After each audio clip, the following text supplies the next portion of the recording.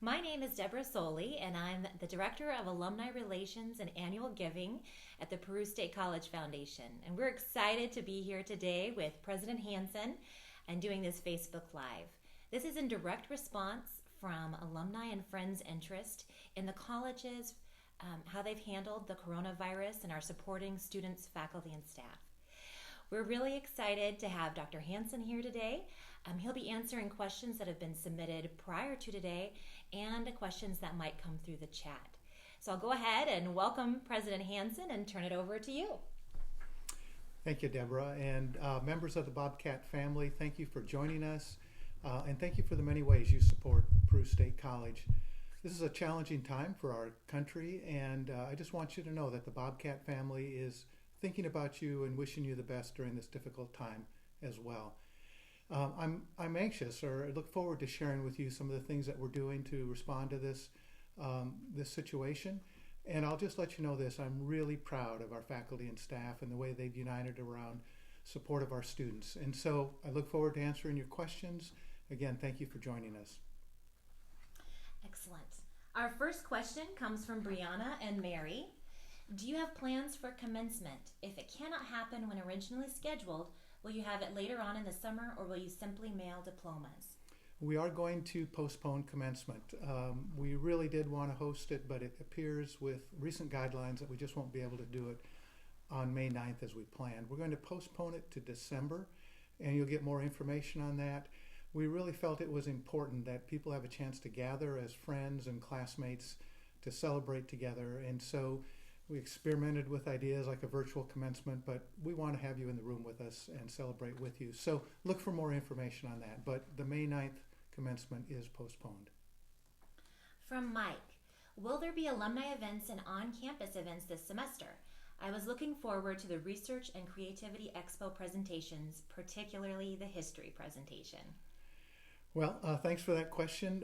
We have canceled, postponed, or looked for alternate formats for all of our events this semester. The one you're asking about, the Research and Creativity Day, we're looking at a way to do that virtually, and you might still be able to tune in and see those history presentations. So watch for that. That's still in process. We've postponed the Distinguished Service Award to our Distinguished Alumni Award till fall. And many of the other events, alumni events, will start again, at least for now, after June 1st.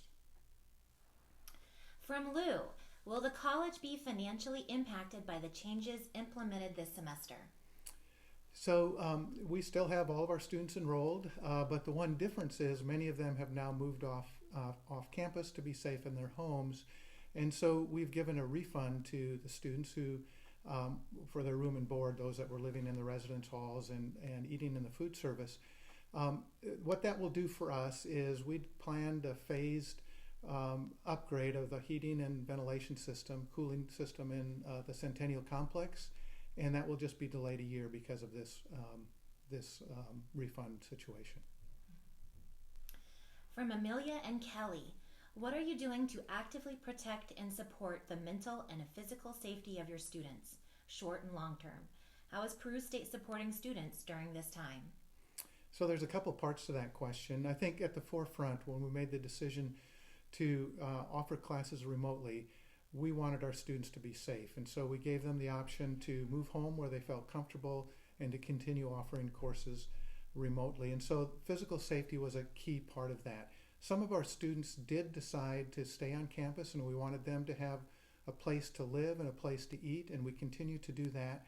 We're doing more frequent cleaning, and it brought in extra help to help them with that and to protect them. And we're also practicing the social distancing very carefully in the dining services. It's a grab and go so that people aren't eating together. And so that was very intentional to support their physical needs. From an emotional or mental health standpoint, our very fine counseling staff has developed ways to work with students remotely, and you can contact them and they will still be glad to work with you. Really, the second part of that, though, is how are we supporting students as we transition to remote learning? So many of our students were on campus taking on face-to-face courses, and so there's really kind of three levels of support I want to talk about.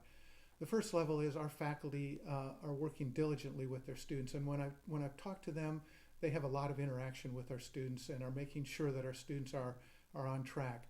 They've moved their courses to a remote or online format, and that has taken a lot of work, but they've been really committed to doing that well.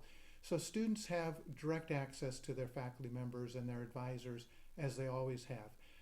We also, starting at the beginning of this semester, before we knew of this situation, we started a one-stop shop where there was one place that students can call about financial aid, business office, and records questions. And so that's become even more important now as students are looking for answers through some of the transition. And then finally, I'm really proud of a unique program that has been developed here. Over 30 of our staff members have refocused their load to focus directly on supporting our students who have moved off campus.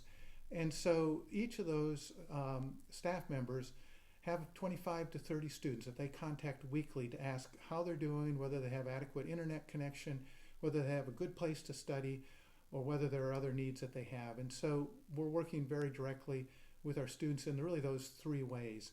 And so we're continuing to look at or find the best way to do this, but those are the things that we've started to date. Thank you. Also from Mary, how will or has the coronavirus impacted incoming fall 2020 freshmen? In particular, scholarships and financial aid timeframes and the new student registration day. My youngest son is signed up for the May date to register for classes. Is that date still planned? By the way, Hannah in admissions has gone above and beyond with helping us. Well, at least I'll comment first on the fact that somebody's gone above and beyond. I've seen that across the board on campus, and so thanks to Hannah and so many others who are doing that. Let's see, you had several questions there. One, next fall's freshman class. I think many of you know that we had our largest freshman class since I think 1990 this past fall. Our fall indicators have looked good and continue to look good. And so our admission staff is being more proactive in reaching out to them to make sure that they have what they need to make this transition. In terms of scholarship deadlines and things, as applications are received and people accepted, they're awarded the Success Awards. And if you filed a FAFSA, if your family has filed a FAFSA, you'll get an award soon. And so you'll be able to see what kind of financial assistance you'll have for next year. In terms of the orientation days, we're looking at creative approaches there. Right now, the May 29th date that I believe your son is signed up for will be done remotely. They'll be given the option to do work first with an advisor, one-on-one, and then one-on-one with somebody from the records department to get them registered, and then they'll have a virtual tour. They'll also be invited back to future days if they want to be involved in more of the on-campus activities that occur during that time. But we would encourage your son and others to continue to plan to register May 29th so that so they can get signed up for his classes. In terms of the rest of the registration dates in June, July, and August, we'll have to see how that plays out, but at this point they're still scheduled. So thank you for that question. From Paul, how can alumni be helpful? Well, there's a lot of ways that you can be helpful. First of all, just keep telling the good news about Peru State College and the wonderful personal and engaging experience that you can have here. If you're aware of prospective students, tell them about how our faculty are engaged with the students and how we're responding in ways to support them. Let them know that this is still one of the most affordable institutions, especially for a small college education, that they can find. So make sure that you do that. I would also encourage you, when you are in your Zoom meetings, put a Bobcat pennant behind you or wear your Bobcat attire and keep telling the good news about Peru State College. And if by chance you know of a young man or woman who's normally on campus here and is studying in your community, or they're a family friend or relative, reach out to them to see how they're doing in this transition. So there's lots of ways you can help support the Bobcats. Keep doing what you've always done. Thank you, President Hanson.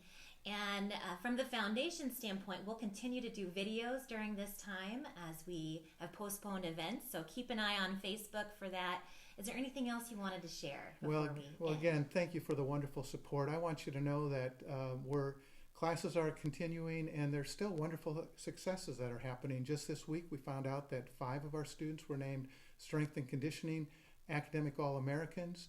We found out that 3 of our student newspaper staff, received the Golden Leaf Award, which is a really good thing. And then I just got news last night that our PBL students competed virtually, and we've kind of had a tradition of dominating Nebraska in our PBL competition, and we did again.